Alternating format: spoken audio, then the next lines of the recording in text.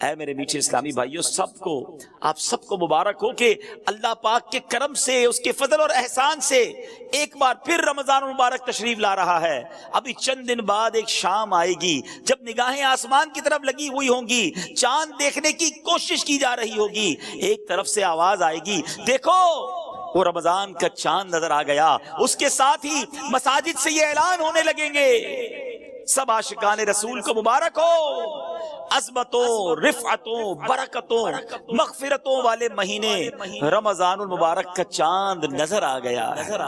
انشاءاللہ اللہ نے چاہا جلد یہ اعلان سنیں گے انشاءاللہ۔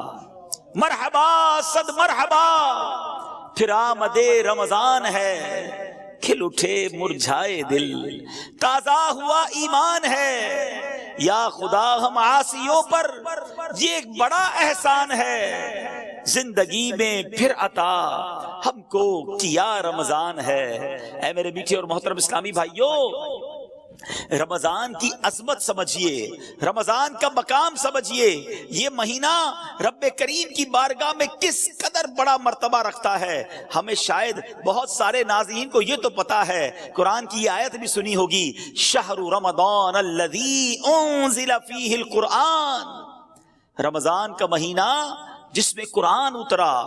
مگر شاید بہت سارے ناظرین کو یہ نہیں پتا کہ اللہ کریم نے جو 4 بڑی آسمانی کتابیں اس دنیا میں نازل فرمائیں، تورات، زبور، انجیل اور قرآن، سبحان اللہ، میرے آقا علیہ الصلوۃ والسلام فرماتے ہیں کہ حضرت ابراہیم کے صحیفے رمضان کی پہلی رات نازل ہوئے، تورات شریف رمضان کی 7ویں رات نازل ہوئی، انجیل شریف رمضان مبارک کی 14ویں رات نازل ہوئی، اور ابن ابی شیبہ کی روایت میں ہے کہ زبور شریف رمضان المبارک کی 6 تاریخ کو نازل ہوئی، سبحان اللہ، اور شب قدر کو سبحان اللہ رب قرآن مجید جو ہے اس کو نازل کیا گیا۔ تو اے میرے میٹھے اسلامی بھائیوں، آپ ذرا غور کیجئے کہ 4 بڑی آسمانی کتابیں جو ہیں وہ اللہ کریم نے پورے سال میں جو مہینہ پسند فرمایا وہ رمضان کا مہینہ ہے، اور قرآن جو رب کا کلام، آخری کلام،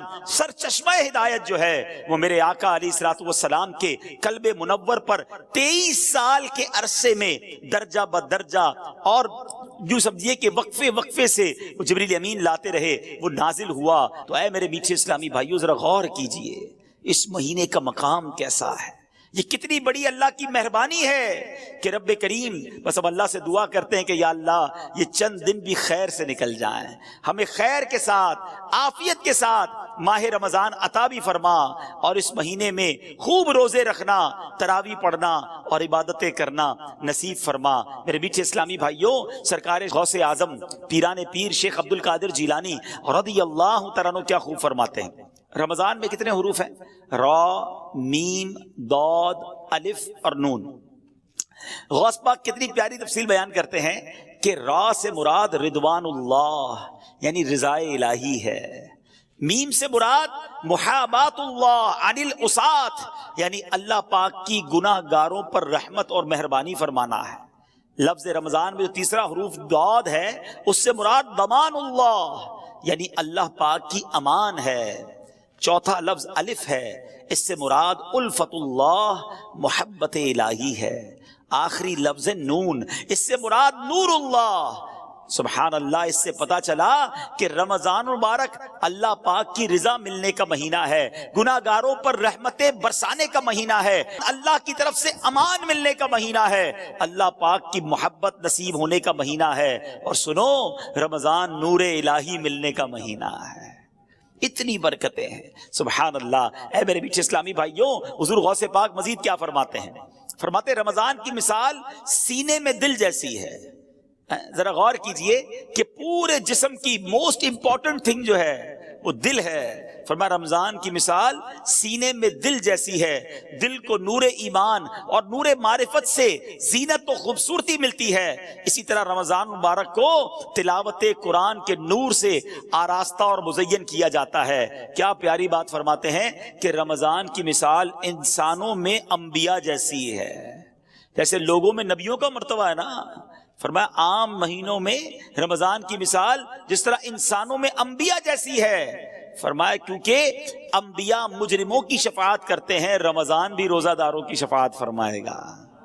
اچھا آگے فرماتے ہیں رمضان کی مثال شہروں میں، پوری دنیا میں کتنے شہر ہیں مگر مکہ مدینے کی بات ہی نرالی ہے نا۔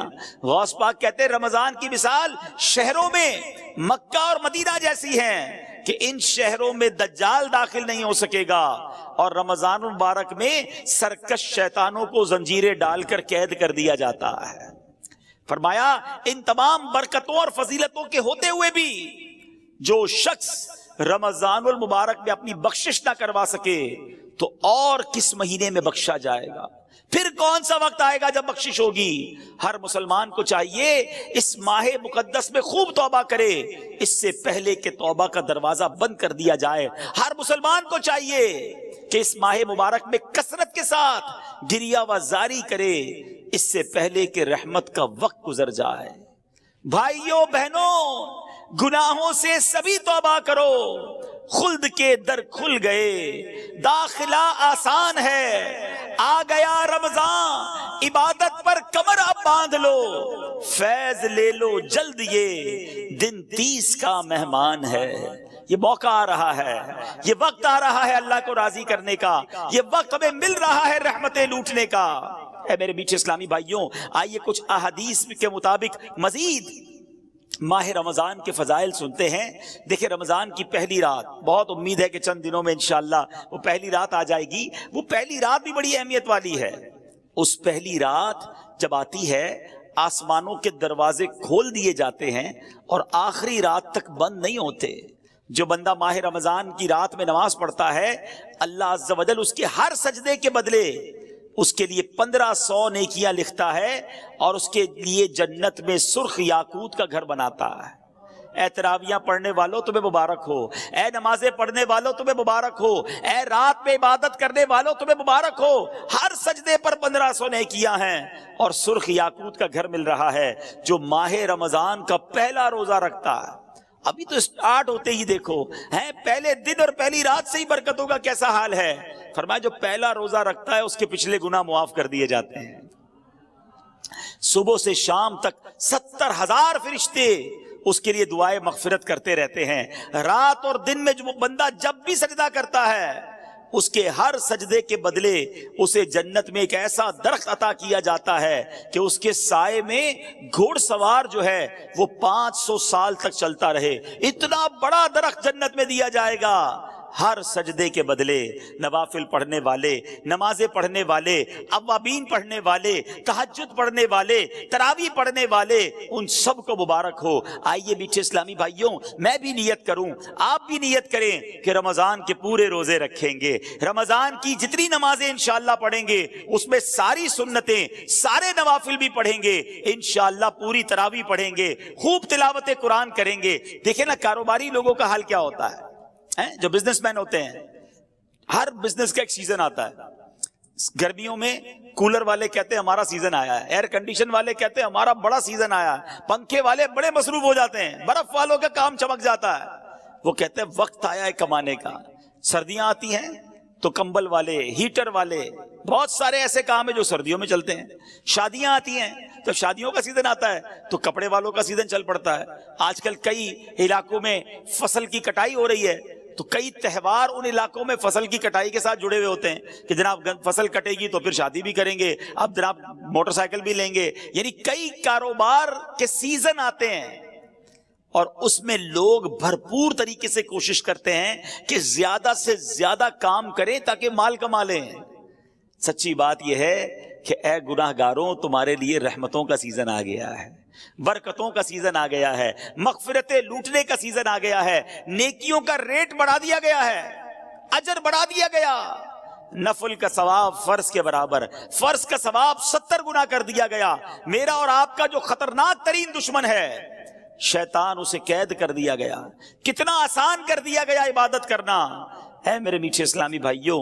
اب دیکھنا یہ ہے کہ ہم اس رمضان کی تیاری کیسی کر رہے ہیں، پریپریشن کیا ہو رہی ہے۔ یہ مہمان آ رہا ہے، آپ کے گھر میں مہمان آتا ہے، آپ تیاری کرتے ہیں۔ اچھا جیسا مہمان ویسی تیاری کرتے ہیں، ٹھیک ہے نا۔ جتنا قریبی مہمان ہوتا ہے اس کے لیے زیادہ تیاری ہوتی ہے، لیکن رمضان کے لیے کوئی تیاری ہے؟ ذرا سوچئے. اچھا رمضان کے لیے تیاری نہیں ہوتی ہے لیکن عید کے لیے تیاری ہوتی ہے. جو پورا رمضان گزار کر ایک دن کے لیے آتی ہے. بلکہ کچھ لوگ تو رمضان میں عید ہی کی تیاری کر رہے ہوتے ہیں. کپڑے کون سے لینے ہیں, اس دن کیا بنانا ہے. بدقسمتی سے ایسا بھی سننے کو ملتا ہے کہ یار کل ذرا عید کی تیاری کے لیے مارکیٹ میں جانے سے روزہ نہیں رکھیں گے, بڑا رش ہوگا. استغفر اللہ. جس رمضان کے صدقے عید ملی اس کی تیاری ہو رہی ہے, مگر جو رمضان اللہ کی طرف سے ہماری بخشش کروانے آیا ہے اس کی تیاری نہیں ہے. رمضان کی اہمیت سمجھنے کے لیے یہی حدیث کافی ہے کہ اللہ کے حبیب صلی اللہ تعالی علیہ وسلم فرماتے ہیں کہ اس کا مضمون ہے, اگر میری امت کو پتا ہوتا کہ رمضان کیا ہے تو میری امت تمنا کرتی کہ سارا سال ہی رمضان ہوتا. اللہ اکبر. اے میرے بیچ اسلامی بھائیو, مولا علی شیر خدا کرم اللہ تعالی وجہ کریم کیا کمال کی بات فرماتے ہیں, جس کا مضمون ہے کہ اگر اللہ کو اس امت کو عذاب دینا ہوتا تو اللہ کریم اس امت کو رمضان اور سورہ اخلاص نہ عطا فرماتا. یہ آیا اسی لیے ہے کہ میں اور آپ بخشے جائیں, ہماری بخشش کر دی جائے, ہمارے گناہ معاف کر دیے جائیں. دیکھیں نا, سارا سال میں اور آپ دعا کرتے یا اللہ سن لے, کرم فرما, ہم پر رحمت فرما, توبہ قبول کر لے, مغفرت فرما دے. یہ ایک بندے کی رب کی بارگاہ میں التجا ہوتی ہے نا. مگر رمضان میں معاملہ کیا ہوتا ہے کہ رمضان کی راتوں میں آسمان دنیا سے ندا دی جاتی ہے, رحمت کی صدا ہوتی ہے کوئی مانگنے والا کہ اس کی مغفرت کر دی جائے, ہے کوئی توبہ کرنے والا اس کی توبہ قبول کی جائے, ہے کوئی سوالی کہ اس کا سوال پورا کیا جائے. ادھر سے صدائیں لگائی جا رہی ہیں. پہلا عشرہ عشرہ رحمت, دوسرا عشرہ عشرہ مغفرت, تیسرا عشرہ جہنم سے آزادی کا عشرہ ہے. میرے بیٹے اسلامی بھائیو ذرا غور کیجئے کہ رمضان میں مغفرتیں کتنی ہوتی ہیں. احادیث میں مضمون ملتا ہے کہ روزانہ افطار کے وقت 10 لاکھ گناہ گاروں کو جہنم سے آزاد کر دیا جاتا ہے. ڈیلی روزانہ. فرمایا کہ جب رمضان میں جمعے کا دن آتا ہے, جمعرات کی رات اور جمعے کے دن ہر لمحے 10 لاکھ بخشے جا رہے ہیں. اور پھر فرمایا جب رمضان کی آخری رات آتی ہے نا تو جتنے پورے مہینے میں بخشے تھے اس کی تعداد کے مطابق اتنے گناہگار اور جہنم سے آزاد کر دیے جاتے ہیں. ہمارے کیلکولیٹر جواب دے جائیں گے, اتنے لوگ بخشے جاتے ہیں. اس میں بھی چند بد نصیب ہوتے ہیں جو نہیں بخشے جاتے. اور اس کے بارے میں آپ نے سن لیا شروع میں کہ جو رمضان کو پائے اور اپنی مغفرت نہ کروا سکے وہ ہلاک و برباد ہو جائے. اے میرے بیچ اسلامی بھائیوں, ہمیں پلاننگ کرنی ہے, ہمیں تیاری کرنی ہے کہ رمضان گزارنا کیسے ہے. آج گھر میں دعوت ہو تو کتنی بار گھر میں مشورہ ہوتا ہے. بڑی دعوت تو زیادہ مشورے کہ پہلے کیا کھلائیں گے, مہمانوں کو پہلے کیا پیش کریں گے, بعد میں کیا دیں گے, میٹھا کیا ہوگا, بٹھائیں گے کدھر, لسٹ کیا ہوگی. اور رمضان آ رہا ہے, اتنا بڑا مہینہ آ رہا ہے, اتنا بڑا ہمارے لیے مغفرت کروانے کے لیے رب کا احسان آ رہا ہے. اس کی کوئی تیاری, کوئی پلاننگ, کوئی مشورہ کہ کتنی بار تلاوت کروں گا, کتنے قرآن ختم کرنے ہیں, میں نے کتنے نوافل پڑھنے ہیں, میں نے کہاں کہاں اپنا وقت گزارنا ہے. الحمدللہ مدنی چینل پر جس طرح نشریات آ رہی ہیں, کون سے وقت کون سا میں نے پروگرام دیکھنا ہے, مدنی مذاکرے کے وقت کس طرح میں نے وقت نکالنا ہے. ارے ابھی سے پلاننگ کرو. اور سبحان اللہ, افطار کے وقت جو دعا مدنی چینل پر نشر کی جاتی ہے, خاص قبولیت کی گھڑیاں ہوتی ہیں, کروڑوں ہاتھ اٹھے ہوتے ہیں, نہ جانے کس کی آمین کے صدقے ہمارا بیڑا پار ہو جائے. تو ہمیں رمضان کی پلاننگ کرنی ہے. اچھا پلاننگ ہو رہی ہوگی کچھ گھروں میں, افطاری کا سامان کون سا لینا ہے, کون سی آئٹم افطاری میں بنانی ہے, سحری میں کیا بنانا ہے. کچھ کاروباری لوگ اپنا پلان بنا رہے ہوں گے کہ اسٹور میں کون سا مال بھر لیں تاکہ جناب ریٹ بڑھ جائیں گے پھر رمضان میں بیچیں گے. میرے بیٹے اسلامی بھائیوں, رمضان کھانے پینے کا فیسٹیول نہیں ہے. بدقسمتی سے جب ہم نکلتے ہیں نا سڑکوں پر تو بورڈ لگ جاتے ہیں. 2 قسم کے بورڈ ہوتے ہیں کہ یا تو یہ آئٹم خرید لیں کھانے پینے کی جس کی یہ اسکیم ہے, یا ہوٹل والے بورڈ لگاتے ہیں کہ بھائی ہمارے پاس افطار میں یہ آئٹمز ہوں گی, سحری میں یہ ہوگا, اتنے کا پیکج ہوگا. ایسا لگتا ہے اگر کوئی عام آدمی آئے نا باہر سے, مسلمان نہ بھی ہو, اور وہ ہمارے شہر کا یا ہمارے ملک کا چکر لگائے تو شاید اس کو ایسا لگے گا کہ مسلمانوں میں کوئی کھانے پینے کا تہوار ہو رہا ہے. ایسا لگ رہا ہے کوئی مقابلہ ہو رہا ہے کہ کیا کتنا کھانا ہے اس مہینے میں. شاید وہ یہ نہیں سمجھ سکے گا کہ یہ بھوکے رہنے کا، روزہ رکھنے کا مہینہ ہے۔ عام آدمی کو تو شاید یہ فیل ہوگا کہ یہ کوئی کھانے پینے کا فیسٹیول ہو رہا ہے۔ توبہ توبہ توبہ، ہم نے رمضان کو یوں سمجھیے ایک کھانے پینے کا تہوار اور ایک عجیب سا معاملہ بنا دیا ہے۔ حالانکہ میرے میٹھے اسلامی بھائیوں، رمضان جو ہے نا، اس کے دو نام ہیں۔ آئیے میں ان دو ناموں کے بارے میں آپ کو کچھ بتاتا ہوں تاکہ احساس ہو کہ رمضان آیا کیوں ہے اور ہم نے اس کو گزارنا کیسے ہے۔ ماہ رمضان کا ایک نام ہے ماہ صبر اور دوسرا نام ہے مواسات کا مہینہ۔ اچھا، صبر کا مہینہ چلے یہ تو سمجھ آتا ہے کہ کھانے پینے اور ہر وہ چیز جس سے روزہ ٹوٹ جاتا ہے اس سے صبح سے شام تک صبر کیا جاتا ہے، اس لیے اسے ماہ صبر کہتے ہیں۔ ماہ مواسات کہنا تو اس کا مواسات کس کو کہتے ہیں؟ ہمدردی اور غم خواری کا مہینہ، بھلائی کا مہینہ۔ چونکہ رمضان میں سارے مسلمانوں سے، خاص کر قریبی رشتہ داروں سے بھلائی کرنے میں زیادہ ثواب ہے، اس لیے اسے ماہ مواسات کہتے ہیں۔ علماء کرام نے روزہ فرض ہونے کی حکمتوں میں ایک حکمت یہ بھی بیان فرمائی کہ روزہ جو ہے نا، بیسیکلی فقر و فاقے کا عملی طور پر احساس دلاتا ہے۔ پریکٹیکلی پتا چلتا ہے کہ فقر کی زندگی کیسی ہے، فاقے کی زندگی کیسی ہے، یعنی غربت کیا ہے۔ کسی کے گھر میں روز فاقے چل رہے ہیں، یہ آپ کو اور مجھے کیسے پتا چلے گا کہ فاقے میں بندہ کیسا ہوتا ہے، غربت اور فقیری میں کیسا ہوتا ہے؟ اب جب بندہ روزہ رکھتا ہے اور بھوکا ہوتا ہے، بھوک لگتی ہے، پیاس لگتی ہے اور روزانہ روزے رکھ رہا ہے، اب اسے احساس ہوتا ہے کہ میں تو کچھ افطار میں جا کے کھا لیتا ہوں، مگر غریب کئی ایسے ہیں جو ساری زندگی اسی طرح گزار رہے ہیں، فقیری میں گزار رہے ہیں، فقر و فاقے میں گزار رہے ہیں۔ اللہ اکبر، جب بندہ اس طرح خود بھوک کو دیکھتا ہے تو اب بھوکوں کی مدد کرنے کا جذبہ بڑھتا ہے، غریبوں کی خیر خواہی کا جذبہ بڑھتا ہے۔ یہ بیسیکلی روزے کی ایک حکمت علماء نے بیان کی۔ اعلیٰ حضرت امام اہل سنت کے والد محترم مولانا نقی علی خان رحمۃ اللہ تعالی علیہ کیا فرماتے ہیں کہ ایک شخص تھا، اسے صدقہ خیرات کا بڑا شوق تھا، خدائے خدا میں بہت خرچ کرتا، جو پیسے ہاتھ میں آتے خرچ کر دیتا۔ اس کے رشتہ داروں کو وہ بڑا برا لگتا تھا کہ یہ پیسے بچاتا ہی کوئی نہیں ہے، ہم جو پیسے آتے ہیں اللہ کی راہ میں بانٹ دیتا ہے۔ اس کو اس کے رشتہ داروں نے بند کر دیا، قید کر دیا، کھانا پینا بھی نہیں دیا، گویا اس کو قید کی اور بھوک کی سزا دی۔ کچھ دنوں بعد وہ بعد آیا، جب اس کو اس قید سے نکالا کہ اب شاید صحیح ہو گیا ہوگا، اب اتنا خرچہ نہیں کرے گا اللہ کی راہ میں، وہ جیسے ہی باہر آیا، باہر آتی اس نے اور صدقہ و خیرات کرنا شروع کر دیا۔ تو رشتہ داروں نے کہا تمہیں سمجھ نہیں آئی، قید سے سبق نہیں ملا؟ کہتا واقعی سبق ملا، پہلے تو پیسے بانٹتا تھا، بھوک نہیں دیکھی تھی، قید نہیں دیکھی تھی، تنگی نہیں دیکھی تھی، اب اندر بند ہوا تو پتا چلا بھوک کیا چیز ہے، غربت کیا چیز ہے، تو اب تو میں اللہ کی راہ میں مزید خرچ کروں گا۔ اچھا، اس سے ایک اور بات سیکھنے کو ملی کہ روزے کی حکمت یہ ہے کہ ہم بھوکے رہیں۔ اب ادھر تو حال یہ ہے کہ بندہ سحری میں اس لیے زیادہ کھاتا ہے کہ شام تک بھوکا رہنا ہے، شام کو اس لیے زیادہ کھاتا ہے کہ سارا دن بھوکا رہا تھا۔ اتنی ساری آئٹمیں کہ جو پورے سال میں نہیں کھائی تھی۔ کچھ لوگوں کا تو رمضان میں وزن بڑھ جاتا ہے، ارے اللہ کے بندو روزے رکھنے تھے، تراویح پڑھنی تھی، یہ تو یعنی اتنا کھایا۔ اچھا، پھر 10-15 رمضان کے بعد آپ چیک کر لیں، ہاسپٹل میں لائن لگی ہوتی ہے، کسی کو ڈائریا ہو رہا ہے، کسی کا پیٹ خراب ہو گیا ہے، کسی کا گلا خراب۔ اچھا، 4-5-6 رمضان کے بعد آپ کو تراویح کے اندر کھانسیوں کی آوازیں آنا شروع ہو جائیں گی۔ کیوں؟ روزانہ افطار میں سموسے کھانے ہیں، روزانہ تلی ہوئی 4 قسم کی آئٹمیں کھانی ہیں، کچھ تو ہماری افطاری کی واجبات ہیں، یہ نہیں ہوگی تو لگتا ہے افطاری نہیں ہوگی۔ اللہ اکبر، ہم نے تو رمضان کے روزوں کو کچھ اور ہی بنا دیا، حالانکہ اس میں بھوکا رہنا مقصود تھا کہ انسان۔ اچھا، اب جب بھوکے ہوتے ہیں نا، ایک تو غربت کا اور بھوک کا احساس، دوسرا آپ نے دیکھا ہوگا کرو فر ختم ہو جاتا ہے، عاجزی آ جاتی ہے، وہ جو ٹور ہوتی ہے نا، اکڑ کے چلنا، روب جمانا، ڈانٹنا، جھڑکنا، بالکل اس کو فیل ہونے لگتا ہے کہ یار میری اوقات ہی کوئی نہیں ہے، بالکل وہ ڈھال ہو جاتا، اس کو پتا چل جاتا ہے کہ یہ میری اوقات ہے۔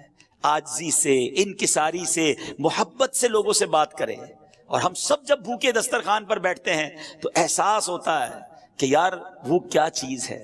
تو ہے میرے میٹھے اسلامی بھائیوں، غریبوں کی اگر غریبی کا احساس لینا ہے، بلکہ رمضان کا پراپر ایسنس لینا ہے، رمضان کا پراپر جس کو آپ کہیے کہ جو مقصود ہے وہ حاصل کرنا ہے، تو پھر انسان کو بھوکا رہنا ہے اور اس سے یہ میسج لینا ہے۔ اے میرے میٹھے اسلامی بھائیوں، اگر کوئی مالدار ہے، کہتا ہے یار اللہ نے پیسے دیے ہیں، 10 قسم کی ڈشیں سحری میں بناؤں گا، 20 قسم کی افطاری میں بناؤں گا، ٹھیک ہے آپ کھا سکتے ہیں، جائز ہے، مگر جس کا کہتے ہیں نا کہ اس کی اصل حکمت ہے، آپ اس سے محروم ہو جائیں گے۔ اور اگر آپ اللہ کی رضا کے لیے سادہ رہتے ہیں، کم کھاتے ہیں، بھوکے رہتے ہیں، کم سوتے ہیں تاکہ اور عبادت کر سکیں، تو میرے میٹھے اسلامی بھائیوں اس کا مرتبہ اور ہے۔ حضرت بشر حافی رحمت اللہ تعالی کے بارے میں آتا ہے، آپ کسی جگہ سردی میں بیٹھ کر سردی سے کانپ رہے تھے، اچھا پاس گرم کپڑے بھی پڑے تھے، تو کسی نے کہا حضرت اتنی سردی ہے، سردی میں کانپ رہے، کپڑے بھی پڑے ہیں آپ کے پاس، پہن لیں اس کو، سردی سے بچ جائیں گے۔ کیا کمال کا جواب دیا، فرمایا پورے شہر میں سردی ہے، بہت سارے غریب ہیں جن کے پاس گرم کپڑے نہیں ہیں، اور میرے پاس اتنے پیسے بھی نہیں کہ سب کو گرم کپڑے پہنا دوں، کم از کم خود سردی میں رہ کر ان کی سردی کا احساس تو کر سکتا ہوں، غریبوں کے ساتھ اظہار یکجہتی تو کر سکتا ہوں۔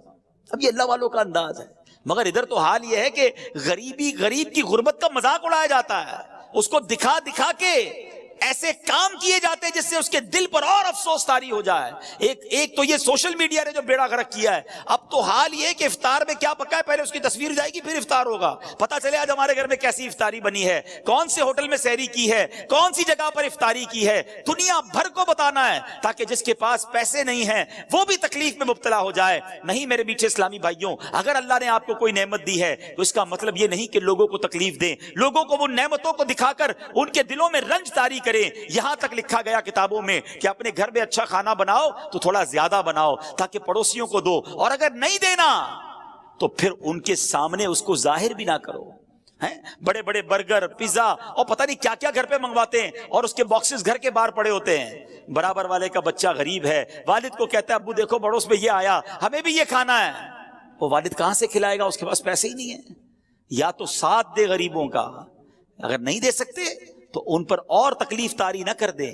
اللہ کرے کہ یہ بات سمجھ میں آ جائے۔ یہ اپنی نعمتوں کا اظہار کر کے ایک بڑا نقصان پتہ ہے کیا کرتے ہیں، اس سے آپ حسد میں مبتلا، لوگ آپ سے حسد میں مبتلا ہو جاتے ہیں، نظریں لگ جاتی ہیں لوگوں کی۔ ہر بات اللہ نے دی ہے نا آپ کو، آپ استعمال کریں، اللہ کا شکر ادا کریں۔ ضروری ہے ہر نعمت لوگوں کو بتانا؟ پھر کہتے ہیں پتہ نہیں کوئی عمل ہو گیا ہے، کوئی نظر لگ گئی ہے۔ ارے بھائی تم نے کون سی چیز جو تمہارے پاس ہے سب تم نے سوشل میڈیا پہ ڈال دی ہے۔ آج نیا فون خریدا ہے، آج نئی گاڑی خریدی ہے، آج میں نے یہ والی کرسی خریدی ہے، تو یہ والی گھڑی خریدی ہے، کیوں بتانا ہے سب کو؟ بھائی پتا بھی تو چلے نا کتنا پیسہ ہے، تو پھر بھگتے ہیں، پھر یہ معاملات ہوں گے۔ یہ روایتوں کا مضمون ہے کہ اپنی نعمتوں کا اظہار کر کے اپنے اوپر لوگوں کے حسد کروانے سے بچو۔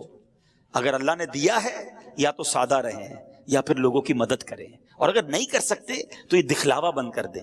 تو بہرحال میرے میٹھے اسلامی بھائیوں، یہ کم کھانا جو ہے نا، یہ نعمت پتہ ہے کتنی بڑی ہے، سبحان اللہ، کہ گلا سوکھتا ہے نا جب پیاس سے، بھوک اور پیاس کا خوب احساس ہونا یہ روزے کے مقاصد سے ہے۔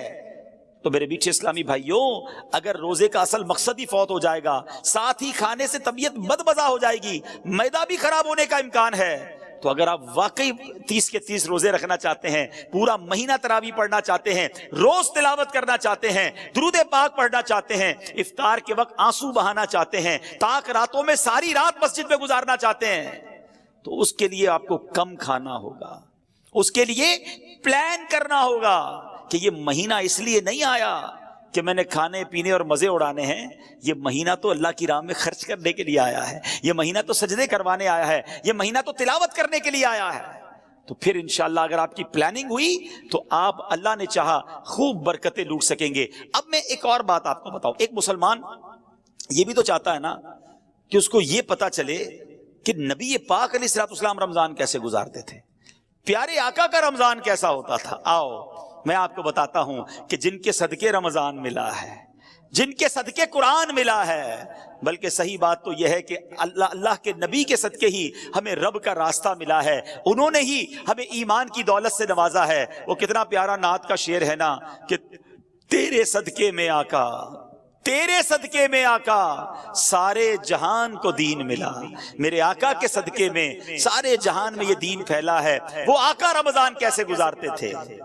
بی بی عائشہ صدیقہ رضی اللہ تعالی عنہا فرماتی ہیں کہ جب رمضان آتا تو نبی پاک کا چہرہ انور کا جو رنگ ہے نا وہ متغیر ہو جاتا، تبدیل ہو جاتا، اور میرے آقا نماز کی کثرت فرماتے، خوب دعائیں مانگتے، گویا خوف خدا نبی پاک کے چہرہ انور پر، قلب اقدس پر طاری ہو جاتا۔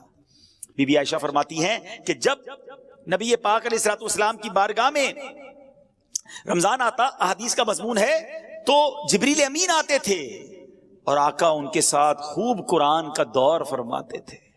سبحان اللہ. ایک جگہ سیدنا عبداللہ ابن عباس فرماتے ہیں جب ماہ رمضان آتا تو سرکار مدینہ علیہ الصلوۃ والسلام قیدیوں کو رہا کرتے اور ہر سائل کو عطا فرماتے تھے. اللہ اکبر. رمضان میں آپ خصوصاً بہت زیادہ سخاوت فرماتے. جبریل امین رمضان کی ہر رات میں ملاقات کے لیے حاضر ہوتے. رسول کریم علیہ الصلوۃ والسلام ان کے ساتھ قرآن کا دور فرماتے. اور جب بھی حضرت جبریل علیہ الصلوۃ والسلام آپ کی خدمت میں آتے تو آپ علیہ الصلوۃ والسلام تیز چلنے والی ہوا سے بھی زیادہ خیر یعنی بھلائی کے معاملے میں سخاوت فرماتے. ہاتھ اٹھا کر ایک ٹکڑا اے کریم ہیں سخی کے مال میں حقدار ہم. تو اے میرے بیچ اسلامی بھائیوں، نبی پاک کا رمضان کیسا ہوتا؟ تلاوت قرآن والا، دعاؤں والا، سجدوں والا. ایک جگہ فرماتی بی بی عائشہ صدیقہ رضی اللہ تعالیٰ عنہ کہ میرے آقا رمضان میں بستر پر تشریف نہ لاتے، یعنی رات عبادتوں میں گزرتی تھی، کم آرام ہوتا تھا. ادھر تو ایسے بھی کئی لوگ ملتے ہیں جو سارا دن ہی سوتے رہتے ہیں، نمازیں قضا کر دیتے، بھائی روزہ رکھا ہے، معاذ اللہ ثم معاذ اللہ. نماز بھی پڑھنی ہے، عبادت بھی کرنی ہے، روزہ بھی رکھنا ہے اور انشاءاللہ عبادت بھی خوب کرنی، ثواب کمانا ہے. تو بہرحال میرے بیچ اسلامی بھائیوں، پیارے آقا کا رمضان دعاؤں کے ساتھ، گر گڑا کر نمازوں کے ساتھ، تلاوت قرآن کے ساتھ، اور پھر ہم نے سنا کہ سخاوت کے ساتھ. تیز آندھی سے چلنے والی ہوا سے بھی زیادہ میرے آقا سخاوت فرماتے. اب ہم نے کیا کرنا ہے؟ ہم نے بھی ان اعمال کی نیت کر لینی ہے. تو پہلی نیت یہ کرتے ہیں انشاءاللہ کہ رمضان کے پورے روزے رکھیں گے، پوری تراویح پڑھیں گے. ارے ہر سجدے پر 1500 نیکیاں، جنت میں یاقوت کا گھر، جنت کا درخت. جو 8 رکعتیں پڑھ کے تراویح چھوڑ کے جاتے ہیں، سوچو کتنی نیکیاں چھوڑ گئے. 12 رکعتیں پڑھ کے نکل جاتے، ذرا سوچے کتنی نیکیاں چھوڑ گئے. کتنے جنت کے محل تم سے چلے گئے، کتنے خزانے چھوڑ دیے تم نے. 3 روزہ تراویح پڑھتا ہوں، کیوں؟ باقی دن تو پھر کاروبار کرنا ہے. اگر کوئی 3 روزہ 5 روزہ 7 روزہ ختم قرآن میں تراویح پڑھ لیتا ہے ٹھیک ہے، اگر وہ صحیح طریقے سے پڑھتا ہے، لیکن بقیہ دنوں کی تراویح معاف نہیں ہوئی ہے، وہ بھی پڑھنی ہے. روزانہ 20 تراویح پڑھیں گے انشاءاللہ، آخر رمضان تک پڑھیں گے انشاءاللہ. اب آتے سخاوت کی طرف. سبحان اللہ. اس مہینے میں خوب اللہ کی راہ میں خرچ کریں، اور جب بھی اللہ کی راہ میں خرچ کریں نا، پہلے تو یہ ذہن بنا لیں، یہ جو ہوتا ہے نا کہ یار اب خرچ کریں گے تو کم ہو جائے گا، کیلکولیٹر تو یہی کہتا ہے. ہمیشہ یاد رکھیں 1 لاکھ روپے ہیں، 5000 دے دیے تو کیلکولیٹر تو بتائے گا 95,000 رہ گئے. لیکن انشاءاللہ میرے آقا کیا فرماتے وہ میں آپ کو بتاتا ہوں. نبی پاک علیہ الصلوۃ والسلام فرماتے ہیں، جس کا مضمون ہے کہ میں اللہ کی قسم کھا کر کہتا ہوں اللہ کی راہ میں خرچ کرنے سے مال کم نہیں ہوتا. تو یہ طے ہو گیا کہ بے شک دنیا کا حساب کچھ اور کہے، مصطفیٰ کریم علیہ الصلوۃ والسلام فرما رہے ہیں تو یہ مال ملٹی پلائی ہوگا، یہ بڑھے گا. اچھا ایسا نہیں ہے کہ اس کی مثالیں ہمارے ساتھ نہیں ہیں. جو حلال کماتا ہے، پوری زکوٰۃ دیتا ہے، اس سے پوچھو ہر سال اس کی زکوٰۃ بڑھتی چلی جاتی ہے. کیسے بڑھتی ہے بھائی؟ زکوٰۃ بڑھنے کا مقصد کیا ہوا؟ آپ کا مال بھی تو بڑھ گیا نا. تو اللہ کی راہ میں خرچ کرنے سے مال کم نہیں ہوتا. اور بالخصوص زکوٰۃ، اگر زکوٰۃ آپ پر واجب ہے، آپ صاحب استطاعت ہیں، اور وہ جو تمام زکوٰۃ کی شرائط ہیں، اس کے بعد اب زکوٰۃ دینے کا وقت آ گیا، خدا را پوری زکوٰۃ دیں. میں جو اب جملہ کہنے جا رہا ہوں یہ بڑے درد دل کے ساتھ کہہ رہا ہوں کہ بدقسمتی سے جس طرح دکھنے کو ملتا ہے کہ شاید 5-7% لوگ پورے پاکستان میں یا دنیا میں دیکھیں تو 10% ہوگا یا 5-7% ہی ہوگا کہ رمضان کے علاوہ نماز پڑھتے ہیں. لیکن ایسا ہی لگتا ہے کہ شاید اتنی ہی پرسنٹیج پوری زکوٰۃ دیتی ہے، ورنہ لوگ اب زکوٰۃ بھی نہیں دیتے. حالانکہ احادیث میں زکوٰۃ کو مال کا میل قرار دیا گیا. یہ جس مال میں مل جائے گا نا اس مال کو بھی برباد کر دے گا. لیکن آج خیال ہی نہیں ہے. یا تو زکوٰۃ دینا بڑا بھاری پڑتا ہے، یہ چند 100 ہزار اور لاکھ والے شاید زکوٰۃ دے دیتے ہوں، لیکن جب یہ زکوٰۃ لاکھوں اور کروڑوں میں پہنچتی ہے نا تو اب شیطان دل پکڑ لیتا ہے، اتنے پیسے زکوٰۃ میں دے دے گا. اللہ اکبر. یہ 10 لاکھ کی زکوٰۃ دینے والا جو گھبرا رہا ہے، یہ اللہ کا بندہ کیوں نہیں سوچتا کہ اللہ نے 4 کروڑ دیے تو 10 لاکھ بنی ہے نا؟ تمہیں تو شکر ادا کرنا چاہیے تھا. میں یہاں ایک مشورہ دیتا ہوں کہ جب بھی اللہ کی راہ میں خرچ کرنے کی باری آئے نا، زکوٰۃ دینے کی باری آئے، صدقہ دینے کی باری آئے، تو خرچ بھی کرو اور اللہ کا شکر بھی ادا کرو کہ یا اللہ تیری مہربانی، تو نے دینے والا بنایا، مانگنے والا نہیں بنایا۔ تمہیں دیتے وقت بھاری پڑتا ہے، شکر ادا کرو اللہ نے دینے والا بنایا ہے، پوری زکوٰۃ ادا کریں اور زکوٰۃ بڑھ کر اور ادا کریں، صدقہ اور خیرات بھی کریں۔ لیکن یہاں دل پر بھار پڑ جاتا ہے، یہی تو امتحان ہے۔ سخی اللہ کو پسند ہے، یاد رکھیے گا میٹھے اسلامی بھائیوں، احادیث میں یہ مضمون ملتا ہے کہ سخی اللہ کے قریب، جنت کے قریب، لوگوں کے قریب ہوتا ہے اور دوزخ سے دور ہوتا ہے، اور جو بخیل ہوتا ہے نا، کنجوس، فرمایا وہ اللہ سے بھی دور، بندوں سے بھی دور، جنت سے بھی دور ہوتا ہے، دوزخ کے قریب ہوتا ہے۔ اپنے دل سے پوچھو کدھر ہے، سخاوت والی سائیڈ پر ہے یا بخل والی سائیڈ پر، کنجوسی والی سائیڈ پر ہمارا دل ہے؟ تو ہے میرے میٹھے اسلامی بھائیوں، ماہ رمضان یہ اللہ کی راہ میں خرچ کرنے کا مہینہ ہے، اور اگر آپ کی زکوٰۃ ادا ہو بھی جائے اور مزید نیکیاں کمانے کا موقع ملے نا تو اور خرچ کر دینا، جاتا کوئی نہیں ہے۔ ہاں، بڑی پیاری ایک حدیث پاک ہے جس کا مضمون ہے گن گن کر خرچ نہ کرو ورنہ وہ رب کریم بھی تمہیں گن گن کر عطا فرمائے گا۔ ارے اللہ جب دیے جا رہا ہے تو آپ خرچ کریں، اور یہ خرچ کرتے وقت اگر یہ مائنڈ سیٹ بن جائے نا، ذہن بن جائے کہ یہ میرے جیب سے نکل کر جہاں میرے ہی اکاؤنٹ میں رہا ہے، ہاں میرے ہی انشاءاللہ آخرت کے اکاؤنٹ میں جمع ہو رہا ہے، تو پھر دینے میں غم نہیں آئے گا۔ کوئی ایسا بندہ دیکھا ہے آپ نے کہ آپ کو ملے یار آج بہت موڈ آف ہے، کیوں بھائی؟ وہ لاکھ روپے جیب میں پڑے تھے، آتے آتے اپنے اکاؤنٹ میں ڈلا کے آ گیا ہوں، تو آپ کہیں گے کیا ہو گیا بھائی؟ جیب میں تھے، آپ کے اکاؤنٹ میں چلے گئے، ٹینشن کس بات کی ہے؟ تو بالکل ایسا ہی ہے، آپ نے جب بھی اللہ کی راہ میں خرچ کرنا ہے نا، کسی غریب کی مدد کرنی ہے، کسی رشتہ دار کی مدد کرنی ہے، کوئی مسجد میں چندہ دینا ہے، کوئی نیکی کا کام، واٹ ایور آپ نیکی کا کام کریں، فوراً سوچ لیں یہ میرے اکاؤنٹ میں ڈپازٹ ہو گیا ہے، اور ایسے اکاؤنٹ میں جمع ہوا جہاں سے کوئی چھین بھی نہیں سکتا۔ ہاں، حدیث قدسی ہے، اللہ فرماتا ہے اے ابن آدم اپنا مال میرے پاس جمع کروا دے، نہ جلے گا، نہ ڈوبے گا، نہ چوری ہوگا، یعنی نہ کم ہوگا۔ خلاصہ حدیث ہے، اور اللہ فرماتا ہے میں اس دن تجھے دوں گا جس دن تجھے نیکی کی ضرورت ہوگی۔ یاد ہے نا قیامت کا دن کتنا نفسا نفسی کا دن ہوگا، ایسی نفسا نفسی میں میری نیکیاں ڈپازٹ ہیں، اور اللہ نے وعدہ فرمایا تجھے اس دن دوں گا جس دن تجھے نیکی کی ضرورت ہوگی۔ تو اس کا تو طریقہ یہ ہونا چاہیے کہ زکوٰۃ تو پوری دینی ہے، اس کے بعد بھی جب موقع ملے نا، یار تھوڑے پیسے ہیں یار تھوڑے اور ڈال دیتا ہوں آخرت کے اکاؤنٹ میں، تھوڑے اور جمع کروا دیتا ہوں۔ وہ نہیں کمیٹی ڈالتے ہیں لوگ، کمیٹی BC جس کو کہتے ہیں، یار تھوڑے تھوڑے جمع کر لو، برے وقتوں میں کام آئے گی۔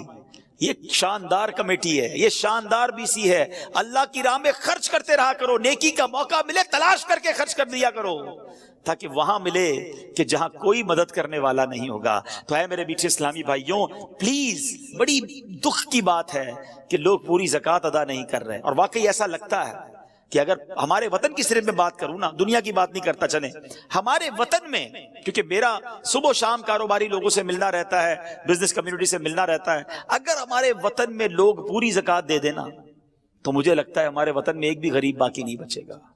اتنا اللہ پاک نے لوگوں کو نوازا ہے لیکن پوری زکوٰۃ نہیں دیتے۔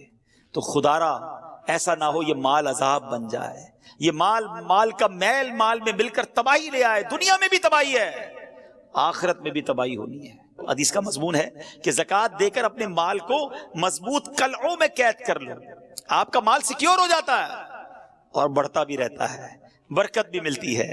تو آئیے نیت کریں۔ اچھا، اسلامی بہنیں بھی مجھے سن رہی ہوں گی، سونا ہوتا ہے، زیور ہوتے ہیں، زکوٰۃ نہیں دیتی ہیں، اور پھر یہ کہتی ہیں ہم کماتی تھوڑی ہیں۔ یہ سونا عذاب بنا دیا جائے گا، روایتوں کا مضمون ہے کہ اسی سے عذاب دیا جائے گا اس شخص کو، آگ کا انگارہ بنا دیا جائے گا کہ جو سونے کی زکوٰۃ نہیں دیتا۔ تو پلیز، اگر میری بہنیں مجھے سن رہی ہیں، اسلامی بھائی سن رہے ہیں، اللہ پاک نے نوازا ہے تو اس میں کنجوسی نہ کرو، حساب کریں، پوری کیلکولیشن کریں۔ اگر آپ کو نہیں پتا تو معلومات کریں، علماء سے رابطہ کریں، آ جائیں کسی عالم دین کے پاس اور بتائیں کہ میرے پاس یہ سب کچھ ہے، اس پر کتنی زکوٰۃ ہے مجھے بتائیے، اور پوری زکوٰۃ ادا کریں۔ نیت کریں انشاءاللہ پوری زکوٰۃ ادا کریں گے۔ اب بتاتا ہوں کہاں ادا کریں، لیکن پہلے یہ پوری نیت کر لیں، ٹھیک ہے؟ پیچھے اگر زکوٰۃ ادا نہیں کی ہے اب تک، پچھلے سالوں کی نہیں کی، وہ بھی کرنی پڑے گی۔ یہ قرض ہے آپ پر، یاد رکھیے گا، یہ ادا کر دیں ورنہ اس کا جواب بن نہیں پڑے گا۔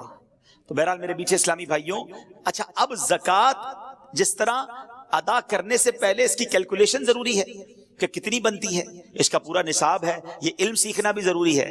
اور اگر آپ کو نہیں معلوم تو جیسا میں نے کہا کہ ماشاءاللہ علماء کرام دعوت اسلامی میں موجود ہیں، دارالافتاء اہل سنت موجود ہے، رابطہ کر لیں، وہ گائیڈ کر دیں گے۔ جس طرح آپ نے آفس کا حساب کتاب بنانے کے لیے اکاؤنٹنٹ رکھا ہے، ٹیکس کی رپورٹ جمع کرانے کے لیے سال میں ایک ہی بار ٹیکس جمع کراتے ہیں، خود کیوں نہیں لکھ لیتے سارا؟